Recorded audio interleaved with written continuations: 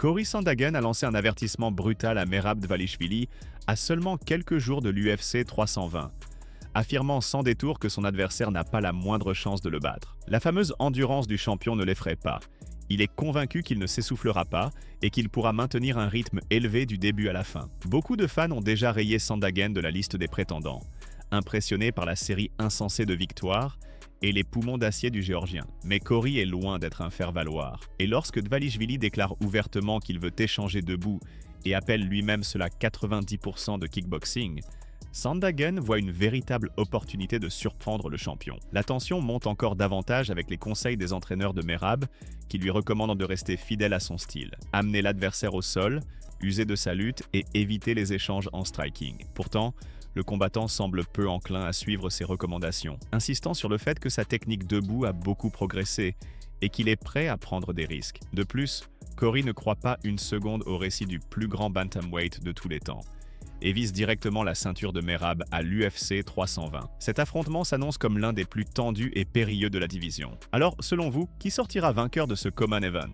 Laissez vos avis en commentaire. Il a déjà battu bon nombre d'adversaires sérieux et sait s'adapter à différents styles. Mais sa vraie célébrité vient des combats contre des gars qui, en fait, n'ont rien à voir avec moi. Par exemple, sa victoire sur Umar s'explique surtout parce que ce dernier s'est tout simplement essoufflé, et je ne suis pas du genre à me laisser abattre rapidement. Avec Ali, c'était similaire. Il a été trop prudent, attendait un seul instant pour frapper, et se relevait trop lentement. On l'a alors dominé. Mais ça ne marchera pas contre moi. Si je me retrouve au sol, je me relève aussitôt, et je l'ai prouvé contre Umar, que je considère en lutte pas moins bon, voire peut-être meilleur que Merab lui-même. Honnêtement, ces triomphes passés ne m'impressionnent guère. Je suis un combattant totalement différent, et j'entre dans la cage avec un éventail de techniques que ses anciens adversaires n'avaient pas. Tout le plan de Merab repose sur l'idée d'épuiser l'adversaire et d'imposer la lutte, mais personne n'a encore réussi à le faire contre moi. Gigi Prochaska a analysé son futur affrontement avec Khalil Rountree, en soulignant que Khalil est un adversaire dangereux et solide, mais en insistant sur le fait que des années de travail acharné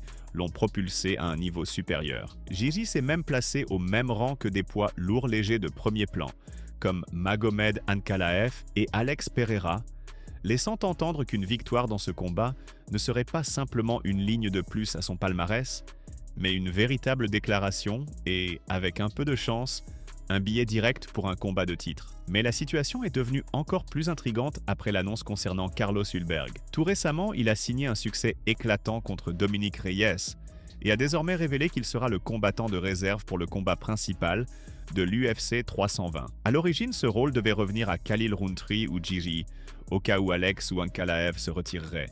Mais l'arrivée de Carlos Ulberg bouleverse totalement l'équilibre des forces. Cela ne fait pas seulement grimper la tension en coulisses, mais met aussi en lumière à quel point cette catégorie devient dense et imprévisible, peu importe l'issue du duel entre Gigi et Khalil Rountree. La montée vers le sommet s'annonce très compliquée. Gigi comme Khalil Rountree ont déjà goûté à des combats pour la ceinture, tandis que Carlos Ulberg est lancé dans une série impressionnante. Oui, il a vraiment un style spectaculaire, comme tu l'as dit. Des adversaires comme ça, qui prennent des risques et qui sont agressifs, m'attirent toujours. D'un côté, c'est de l'adrénaline, de l'autre, c'est une énorme responsabilité.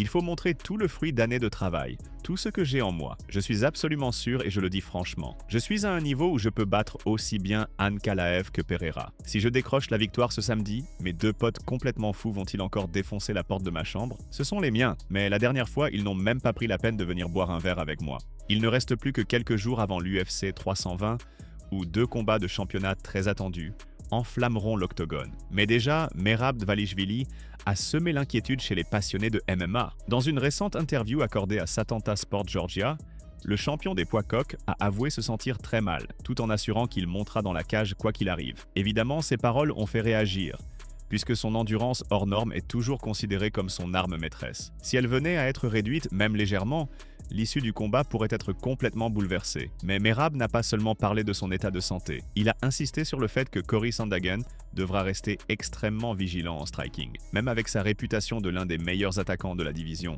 une seule erreur pourrait lui coûter cher. Merab affirme posséder la puissance et le timing nécessaires pour surprendre son adversaire et clore l'affrontement. Il a ajouté travailler d'une manière acharnée sur son jeu debout et, après sa victoire par soumission contre Suga, vouloir désormais collectionner aussi des KO. De son côté, Cory a mis en garde Merab contre l'excès de confiance en striking, promettant de mettre un terme décisif à son règne. L'UFC 320 est devenu encore plus imprévisible, et chaque instant qui mène à l'événement fait monter la tension à son paroxysme. Demain, je commence la coupure de poids. C'était déjà ainsi dans mes premières années. Et aujourd'hui encore, je ressens ce petit malaise. Rien de dramatique, je peux encaisser, mais mes défenses sont un peu diminuées. Ça ne me dérange pas, au contraire, ça me pousse encore plus à combattre et à franchir les obstacles. Corey est un gars solide, bosseur. Il monte dans la cage avec l'idée de m'assommer, de me briser un bras, de me prendre la ceinture et de la ramener chez lui. Mais moi aussi, je me donne à fond pour tout donner et l'emporter. Mes frappes se sont nettement améliorées. Corey doit rester sur ses gardes. C'est un type bien, un adversaire respectable, il m'est sympathique. On n'a pas eu besoin de s'envoyer des piques ou de se manquer de respect sur Internet. Seulement quelques taquineries, comme ce jour où il s'est moqué de mes danses. Je ne sais même pas vraiment danser. J'essaie juste d'imiter les pas géorgiens. Et voilà que les Américains sont persuadés que je suis un vrai danseur. Sean O'Malley a surpris tout le monde en déclarant qu'Ilia Topuria est le plus grand combattant de tous les temps. Selon l'ancien rival d'El Matador, le Géorgien a déjà dépassé John Jones et s'est imposé comme le numéro 1 pound for pound de l'histoire. Oui, vous avez bien entendu.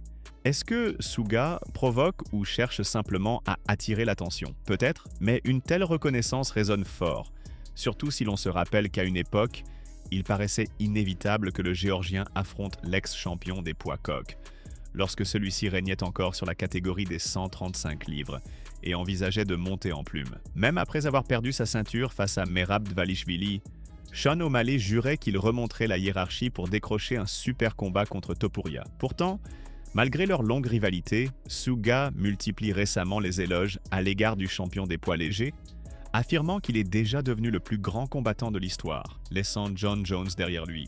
Ilia est, sans distinction de catégorie, le meilleur combattant du monde, le meilleur tout court, même au-dessus de Jones, non? Oui, même au-dessus de Jones, c'est ce que je pense. Regarde ses 3 derniers duels. Il a mis KO Volkanovski, il a mis KO Max Holloway, il a mis KO Charles Oliveira. Il ne gagne pas ses tips au point, il ne les amène pas au sol pour les retenir.